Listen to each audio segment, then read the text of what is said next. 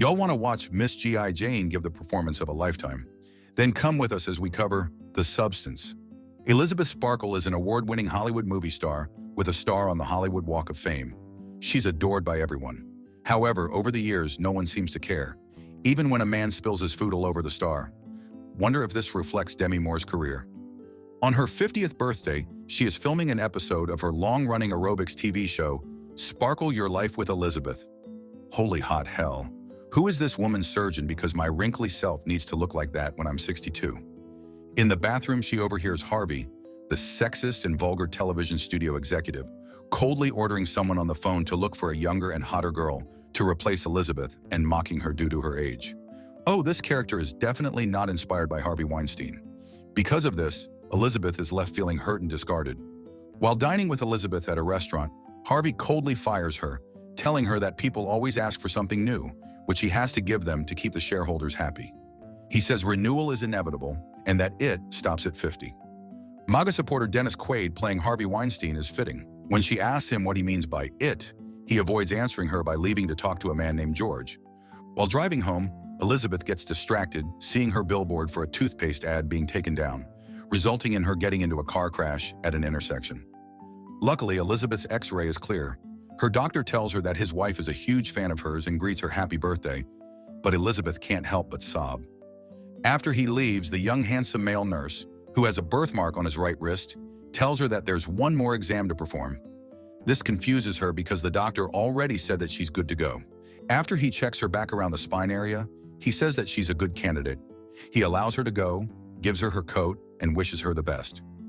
As she's leaving the hospital, Elizabeth finds a flash drive in her coat's pocket, wrapped in a piece of paper that has a note from the nurse telling her that it changed his life. On it are the words "the substance" and the supplier's number. She then bumps into her 10th grade classmate Fred, who is an old white guy who definitely looks older than 60. He remarks that she hasn't changed a bit as she's still the most beautiful girl in the whole world and gives her his number so they can soon grab a drink, even though she reluctantly agrees. She goes to $1 million views, so I don't know why she's depressed. The hard drive contains a video explaining that the substance generates a better, younger, more beautiful, and more perfect version of oneself. A single injection unlocks one's DNA, starting a new cellular division that will release another version of oneself. The original and better versions are one and shall alternate living their timelines for a week each, while the other is in comatose. At a bar, Elizabeth's self-pity intensifies. She goes to the bathroom to vomit the old-fashioned way instead of taking Ozempic. At home, she throws one of her awards at her huge portrait. She retrieves the flash drive from the trash and calls the number to order. She tells the supplier her address and writes down the address that he tells her. The next day, Elizabeth sees a casting call for The Next Elizabeth Sparkle in the newspaper, looking for youthful, vivacious, and high-energy women between the ages of 18 to 30 to be part of a new TV show.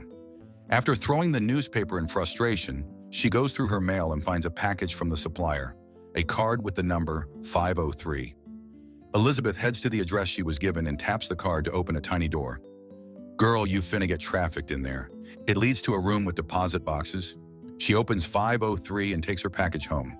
The substance package contains a single-use activator serum for her, stabilizer equipment for her better self, a tube for the switch, and both versions liquid sustenance for when they're unconscious.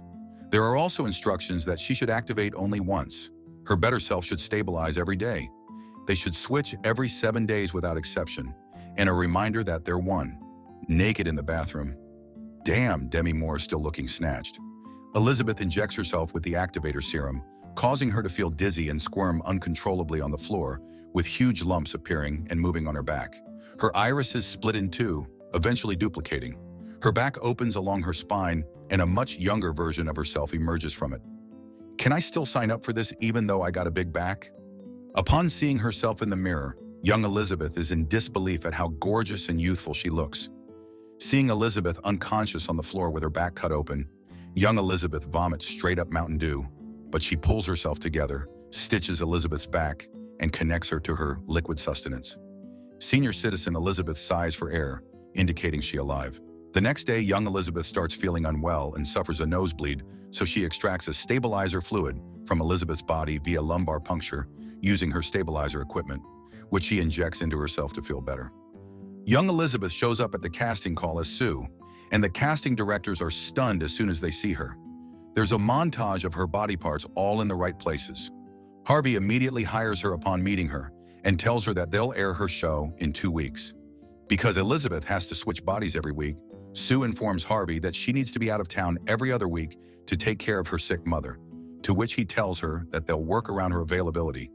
Sue starts living her best life, practicing for her new show with her team and enjoying her youth. She does a sultry photo shoot for her new show, which ends up on a huge billboard that can be seen directly from Elizabeth's window. A week later, Sue connects herself to Elizabeth using the tube, and once their blood reaches each other's veins, Sue collapses and Elizabeth awakens. Elizabeth goes back to the studio, and Harvey gives a box of things that belong to her. Elizabeth ain't pleased as Harvey being fake AF. Elizabeth marks her calendar on which week is Sue's and which is hers. She spends most of her days in her place rotting, watching television, and impatiently waiting for her transformation day. Eventually, she heads to her 503 deposit box to get her refill kit. A week later, Sue creates a hidden room behind one of her bathroom walls. Her neighbor complains about the noise, but upon seeing the drop-dead gorgeous Sue, the man thinks with his whiner. He says he got a big hammer, but Sue slams the door on him. Eventually, she hides Elizabeth's body in the hidden room along with her huge portrait. Sue's aerobics TV show, Pump It Up with Sue, premieres. There's a lot of hip thrusting, and it pleases Harvey to no end. The orange corridor that used to be full of Elizabeth's huge portraits now has Sue's portrait. On her last night, Sue brings home a guy named Troy, and while they're fooling around, Elizabeth finishes up her sustenance bag, resulting in Sue having a nosebleed. Feeling unwell, Sue excuses herself and checks on Elizabeth, but instead of switching, Sue extracts extra stabilizer fluid from Elizabeth so that she can continue sleeping with Troy. Why Troy looking like a Temu Matt Rife? The next morning, Elizabeth awakens and discovers the shit she doesn't have to clean up. To her shock, her right index finger has rapidly aged that it now looks like a witch's finger from a children's book, and that the spot Sue took the stabilizer fluid from has gotten red and very painful. She calls the supplier to ask how to reverse it, but he unfortunately informs her that it's irreversible and says they should respect the balance to avoid any more inconveniences, prompting her to get pissed at Sue. The caller says they are one, but Elizabeth feels like Sue is to blame since she was drunk. While vacuuming, Elizabeth is shocked to see how sexualized the new show is, turning off the show with her decrepit finger. The neighbor stops by to ask if Sue gives private lessons, asking her out on a date at a bar. While at her deposit box, Elizabeth hears a noise but no one is there. Paranoid, she quickly takes her refill package and runs to a nearby diner, where an old man asks her, "It's long, isn't it? 7 days." Seeing the birthmark on his right wrist and his 207 card, Elizabeth realizes that he's the young foine-ass male nurse. When she asks him if he followed her, he tells her that he was curious about how things were going for her. He tells her that the switch makes one lonely and makes it hard for the original self to remember his or her worth and that he or she still deserves to exist. When he asks her if Sue has started to take over, the scared Elizabeth hurriedly returns home. She accidentally bumps into Troy, who gets extremely pissed at her. "Boy, you done fucked her." Later that night, Elizabeth remembers Fred telling her how beautiful she is, making her feel valued. Fred is shocked she even called him to agree on a date. When Elizabeth is about to leave to grab a drink with Fred, she sees Sue's billboard and feels insecure about her youth. She retouches her makeup, but her insecurity and self-loathing intensify, leading her to smear her makeup, and she decides to stay home. Fred checks on her, but Elizabeth, who's a recluse wallowing in self-pity, doesn't respond and resorts to binge eating. This is so me, coded. Sue films an aerobics episode, and while in a forward fold position, something protrudes from her right butt cheek. A startled Sue straightens up and apologizes, saying she got distracted. They resume filming, but the director in the control room asks the filming to stop, saying he saw something bizarre on the monitor. As the production team checks the footage frame by frame, the anxious Sue returns to her dressing room, where she moves the weird lump in her butt cheek to her stomach and pulls it out of her belly button, revealing a chicken drumstick. A horrified Sue awakens from her nightmare beside an unconscious Elizabeth and learns about her binge eating. She angrily calls the supplier to complain, but he reminds her that they are one. Due to her show having extremely high ratings, Sue is selected to host the network's biggest show, the New Year's Eve show, which usually has 50 million live viewers. Refusing to let go of huge opportunities, Sue disregards the switching schedule multiple times. She skyrockets to fame, while Elizabeth's body parts continue to deteriorate. When Elizabeth calls the supplier to complain about what Sue has done, He asks her if she'd like to stop. She sees a glimpse of hope, but when he says everything is irreversible, she declines. Elizabeth uses Harvey's French cookbook, Parting Gift, to cook really fatty dishes while watching Sue mocking her in her interview. She angrily throws eggs at the TV and covers her window with newspapers so she won't see Sue's billboard. After seeing the entire apartment dirty and littered with many leftovers, the disgusted Sue refuses to switch back and extracts huge amounts of stabilizer fluid from Elizabeth, stockpiling it in glass jars. What's the expiry date, though? 3 months later, on the night before her New Year's Eve show telecast, Sue fails to extract stabilizer fluid from Elizabeth's body and calls the supplier to ask about it. He informs her that she has drained it all out, and the only way for it to regenerate is to switch back, since the switch reboots the fluid secretion process. Left with no choice, an unwell Sue switches with Elizabeth. Meanwhile, Sue's boyfriend is worried about Sue, so he goes to check on her. After the switch, Elizabeth is horrified to see herself in the mirror resembling a gargoyle, looking like a big back golem.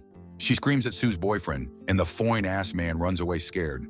She calls the supplier and desperately tells him that she wants to stop, prompting him to inform her that she can't go back once she stops. She then returns her portrait to its original place. Damn girl, you done perfectly ruined your good looks.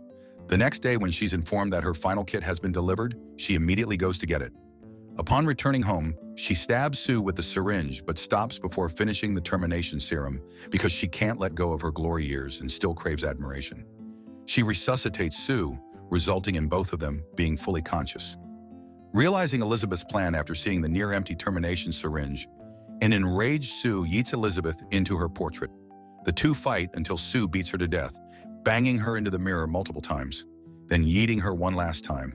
While waiting to be called on stage for the show's telecast, Sue learns that she's rapidly deteriorating, looking like a hockey player. Why she keep pulling out her teeth? Pervy Harvey and a bunch of fully old white men try to say hi to her, but she has to force a closed-mouth smile. She rushes to the elevator where even her ear falls off.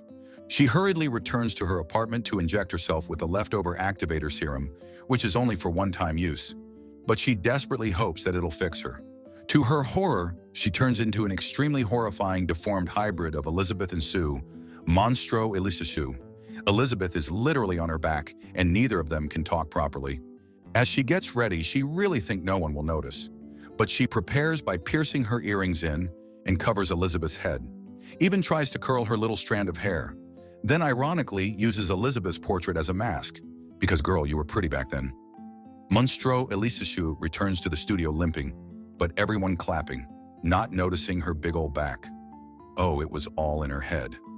Then she limps onto the stage while dragging an organ, leaving her backup dancers and the audience confused.